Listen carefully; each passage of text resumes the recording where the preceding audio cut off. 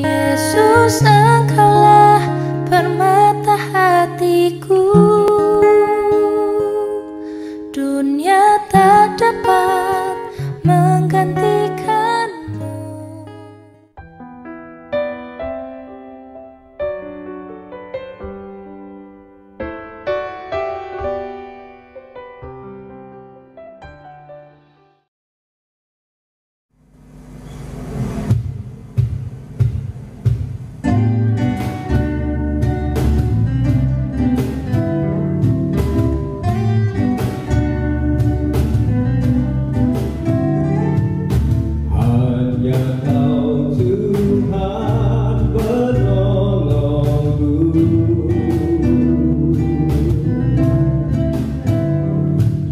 Yang selalu setia bersamaku,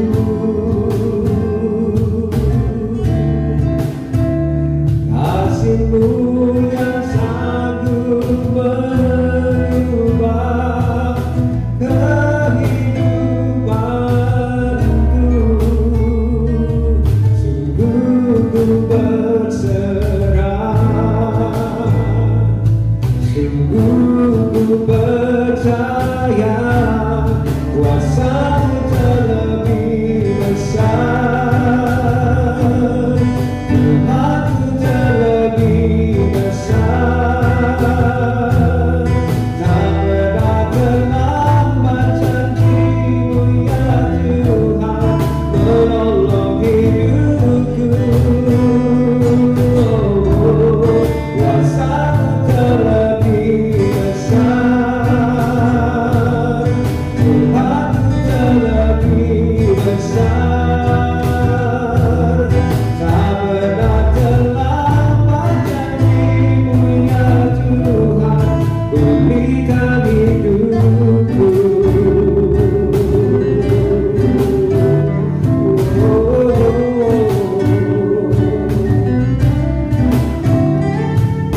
Hanya Kau Tuhan penolongku,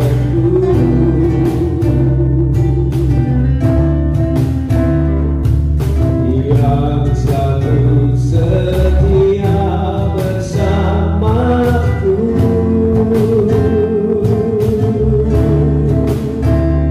Kasih-Mu yang sanggup mengubah kehidupanku.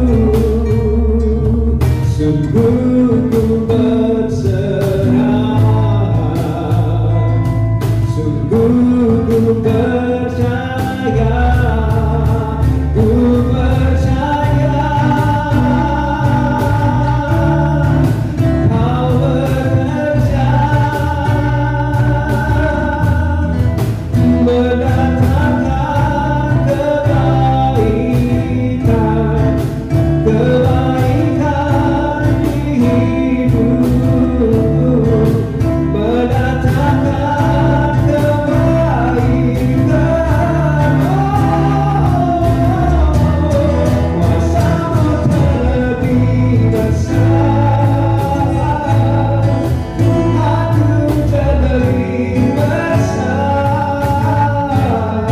Tak pernah terlambat janji-Mu ya Tuhan menolong hidupku. Kuasa-Mu terlebih besar, Tuhanku terlebih besar.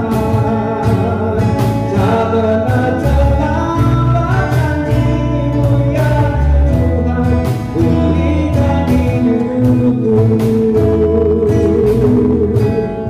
Tak pernah terlambat janji-Mu ya Tuhan, pulihkan hidupku.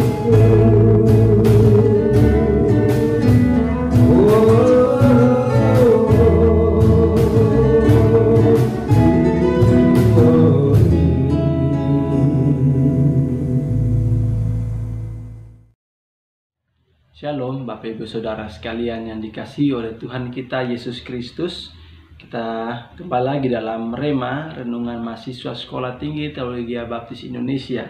Dan pada pagi hari ini kita akan bersama-sama membaca dan merenungkan kebenaran firman Tuhan. Tapi sebelum itu kita akan berdoa. Mari kita berdoa. Bapa, kami sungguh mengucap syukur untuk kasih dan penyertaan Tuhan yang sungguh luar biasa dalam kehidupan kami. Pada pagi hari ini Tuhan, kami mempersiapkan hati kami untuk membaca dan merenungkan akan kebenaran firman-Mu. Biarlah firman-Mu menjadi kekuatan baru dalam kehidupan kami, dan kami dapat melakukan apa yang sesuai dengan kehendak-Mu Bapa. Kami serahkan waktu ini ke dalam tangan Tuhan. Hanya dalam nama Yesus, haleluya, amin. Dan pada pagi hari ini saya akan mengajak Bapak Ibu Saudara sekalian, ya, kita akan membaca dan merenungkan akan kebenaran firman Tuhan. Pada pagi hari ini saya mengajak Bapak Ibu Saudara sekalian membuka dalam Injil Lukas pasal yang keempat, ayat yang kelima sampai ayat yang ke-8. Ini merupakan satu bagian dari pencobaan di padang gurun yang dialami oleh Tuhan Yesus. Dan saya akan membacakannya. Injil Lukas 4 ayat 5 sampai yang ke-8. Kemudian ia membawa Yesus ke suatu tempat yang tinggi, dan dalam sekejap mata ia memperlihatkan kepadanya semua kerajaan dunia.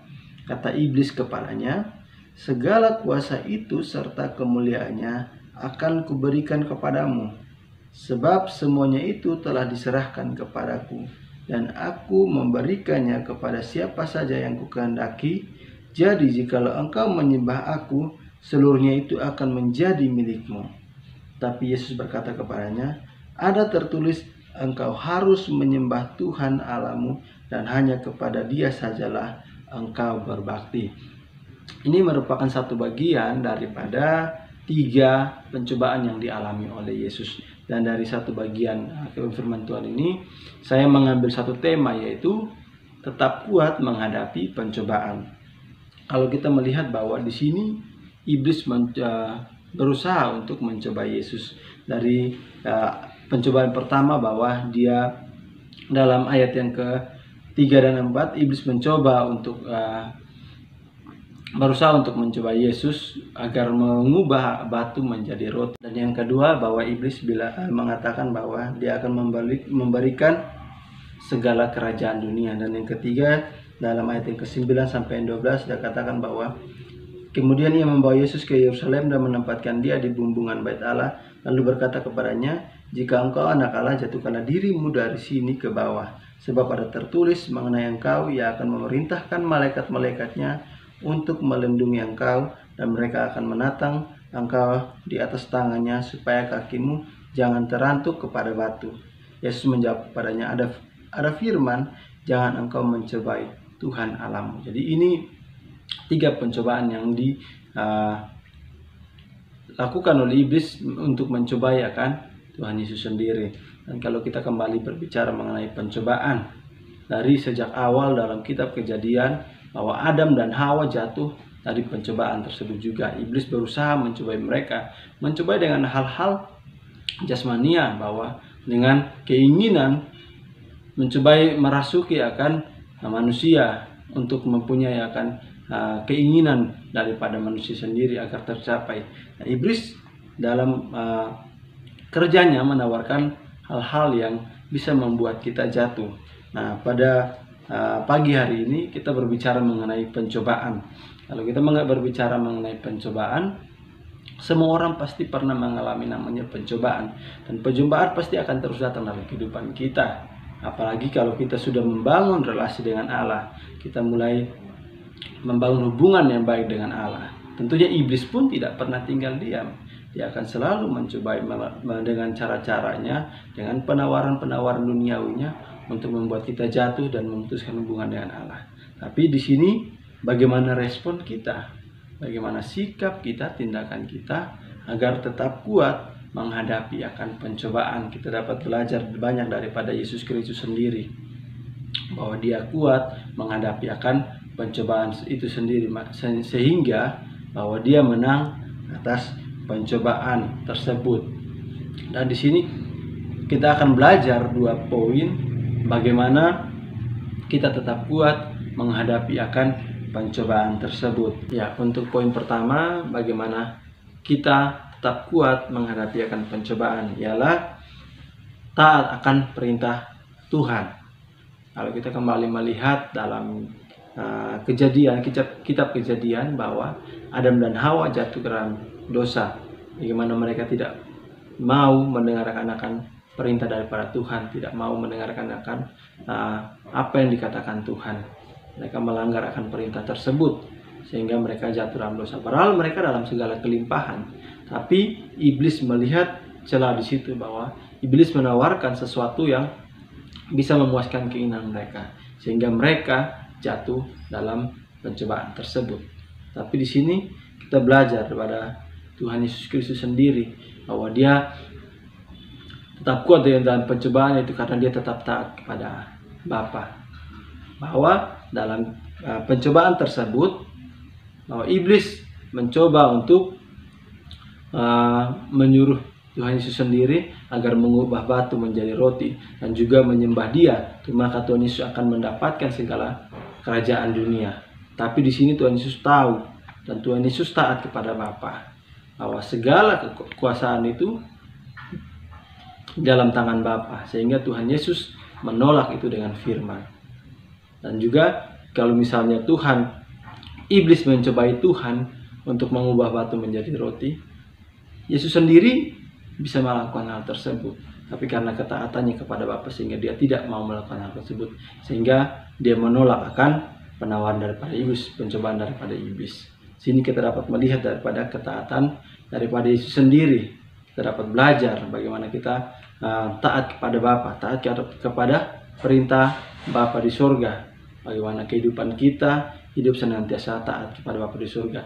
Kita dapat melihat tokoh-tokoh Alkitab, banyak tokoh-tokoh Alkitab yang taat kepada Bapa, taat kepada Allah. Bagaimana perjalanan hidup mereka, Tuhan menyertai mereka ketika mereka taat kepada Tuhan sendiri. Nah, dalam kehidupan kita pun juga, untuk tetap kuat untuk menghadapi pencobaan, kita taat kepada Bapa.